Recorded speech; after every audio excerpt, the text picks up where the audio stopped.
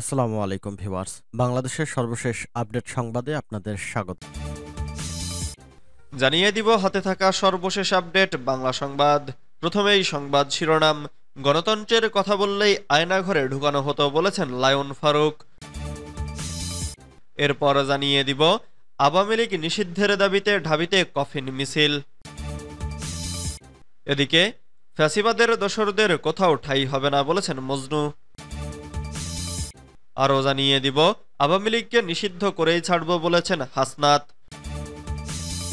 সর্বশেষ জানিয়ে দিব আয়নাঘরে বিএনপি নেতা সাজেদুলকে কিভাবে হত্যা করা হয় জানালেন ফারুকী। এতক্ষণ শুনছিলেন সংবাদ শিরোনাম, এবারে বিস্তারিত। তবে অনুরোধ থাকবে ভিডিওটিতে একটি লাইক করবেন এবং কমেন্ট করে জানিয়ে দিবেন কোন জেলা থেকে আপনি আমাদের এই ভিডিওটি দেখছেন। গণতন্ত্রের কথা বললেই আয়নাঘরে ঢুকানো হতো বলেছেন লায়ন ফারুক। ক্ষমতাচ্যুত ফ্যাসিবাদী আওয়ামী লীগ সরকারের আমলে যারাই গণতন্ত্রের কথা বলতো তাদেরই আয়নাঘরে ঢুকানো হতো বলে দাবি করেছেন ১২ দলীয় জোটের অন্যতম শীর্ষ নেতা ও বাংলাদেশ লেবার পার্টির চেয়ারম্যান লায়ন মোহাম্মদ ফারুক রহমান। বুধবার ১২ ফেব্রুয়ারি দুপুরে জাতীয় প্রেসক্লাবে বাংলাদেশ জাতীয়তাবাদী গণতন্ত্র পরিষদ আয়োজিত এক আলোচনা সভায় প্রধান অতিথির বক্তব্যে তিনি এসব কথা বলেন। ক্ষমতাচ্যুত আওয়ামী লীগ সরকারের শাসনামলে নির্যাতন নিপীড়নের চিত্র তুলে ধরে লায়ন ফারুক বলেন, গত ১৫ থেকে ১৬ বছরে স্বৈরাচারী খুনি শেখ হাসিনা সরকারের শাসনামলে যারাই গণতন্ত্রের কথা বলতেন তাদেরই আয়নাঘরে ঢুকানো হতো। জনবিচ্ছিন্ন আওয়ামী লীগ তখন জোর করে ক্ষমতায় টিকে থাকতে চেয়েছিল।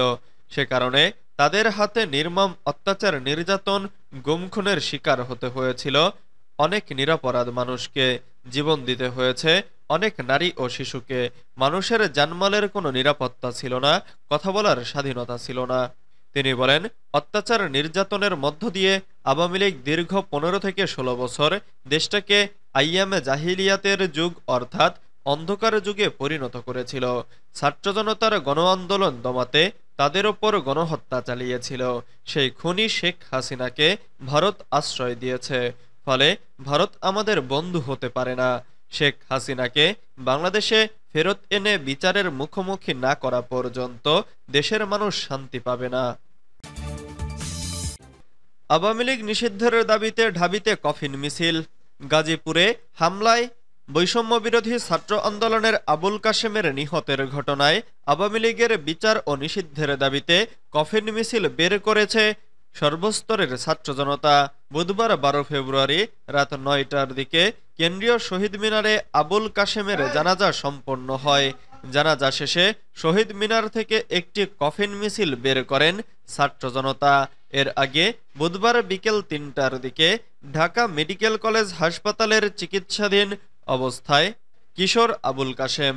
এরপর বৈষম্য বিরোধী আন্দোলনের আহ্বায়ক হাসনাত আবদুল্লাহ এক ফেসবুক স্ট্যাটাসে কাশেমের জানাজার সময় ও কফিন মিছিলের কথা জানান।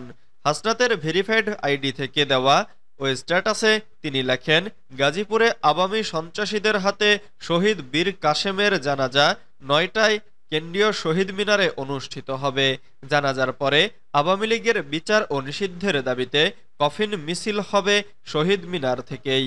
হাসনাতের স্ট্যাটাসে আরও লেখেন, একই সঙ্গে সারা দেশে প্রত্যেক জেলা, উপজেলা, ইউনিয়নে, গ্রামে শহীদ বীর কাশেমের গায়বানা জানাজা এবং আওয়ামী লীগের বিচার ও নিষিদ্ধের দাবিতে খাটিয়া মিছিল সবাই নিজেদের নির্ধারিত সময়ে পালন করবে। ফ্যাসিবাদের দোসরদের কোথাও ঠাঁই হবে না বলেছেন মজনু। ফ্যাসিবাদের দোসরদের কোথাও ঠাঁই হবে না বলে মন্তব্য করেছেন বিএনপি ঢাকা মহানগর দক্ষিণের আহ্বায়ক রফিকুল আলম মজনু। বুধবার ১২ ফেব্রুয়ারি দুপুর ২টার দিকে ধানমন্ডির ঝিগাতলা লেকপাড়ে রাষ্ট্রকাঠামো মেরামতে তারেক রহমানের উপস্থিতি ৩১ দফা ও জনসম্পৃক্তি শীর্ষ কর্মশালায় তিনি এ মন্তব্য করেন। মজনু বলেন, ছাত্র জনতার হত্যাকারী লুটেরা মাফিয়াতন্ত্রের জনক শেখ হাসিনাকে বাংলাদেশের রাজনীতি থেকে চিরতরে অপ্রাসঙ্গিক হয়ে যাবে। তিনি বলেন, যারা বিশৃঙ্খলাকারী, যারা চাঁদাবাজি, লুটপাট, দখলবাজির স্বপ্ন দেখছেন, আপনাদের বলে রাখছি, আপনাদের স্বপ্ন শিগগিরই দুঃস্বপ্নে পরিণত হবে। রফিকুল আলম মজনুর সভাপতিত্বে আলোচনা করেন বিএনপির আন্তর্জাতিক বিষয়ক সম্পাদক ব্যারিস্টার নাসির উদ্দিন অসীম, বিএনপির কেন্দ্রীয় নেতা শেখ রবিউল আলম রবি, বিএনপির ভারপ্রাপ্ত চেয়ারম্যানের উপদেষ্টা মাহাদি আমিন সহ আরও অনেকে। আমরা আওয়ামী লীগকে নিষিদ্ধ করেই ছাড়ব বলেছেন হাসনাত।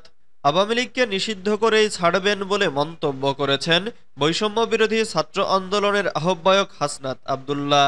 এ সময় তিনি এতদিনেও আইনি প্রক্রিয়ার মাধ্যমে আওয়ামী লীগকে নিষিদ্ধ করতে না পারার জন্য ক্ষোভ প্রকাশ করেন।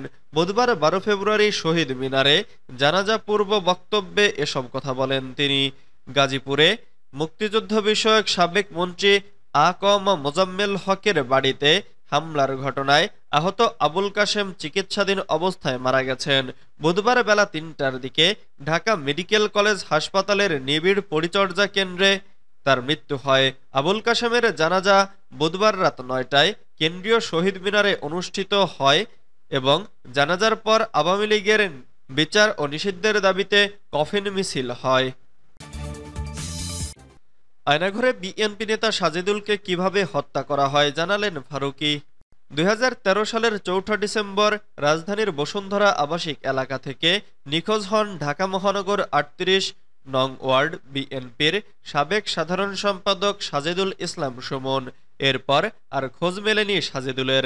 অন্তর্বর্তী সরকারের প্রধান উপদেষ্টা অধ্যাপক ডক্টর মোহাম্মদ ইউনুস দেশি বিদেশি গণমাধ্যম কর্মী ও ভুক্তভোগীদের নিয়ে বুধবার ১২ ফেব্রুয়ারি সকালে আয়নাঘর পরিদর্শনে যান। এদিন ঢাকার কচুক্ষেতে ডিজিআইএফ এবং উত্তরা ও আগারগাঁওয়ের র্যাবের আয়নাঘর পরিদর্শন করেন তারা। আওয়ামী লীগ আমলে সৃষ্ট এই আয়নাঘর নিয়ে উত্তাল সামাজিক যোগাযোগ মাধ্যম। অনেকেই আয়নাঘর নিয়ে ফেসবুকে পোস্ট দিচ্ছেন। এবার আয়নাঘর নিয়ে সোশ্যাল মিডিয়ায় সরব হয়েছেন সংস্কৃতি বিষয়ক উপদেষ্টা মোস্তফা সরওয়ার ফারুকী। তিনি বিএনপি নেতা সাজেদুলকে আয়নাঘরে কিভাবে হত্যা করা হয় তার বর্ণনা দিয়েছেন।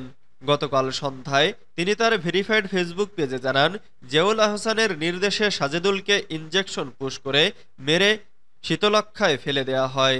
আয়নাঘরে নিয়ে ফারুকী লেখেন, এরকমই কোনো এক আয়নাঘরে হয়তো আমার বাল্যবন্ধু সাজেদুল ইসলাম সুমনকে আটক রাখা হয়েছিল।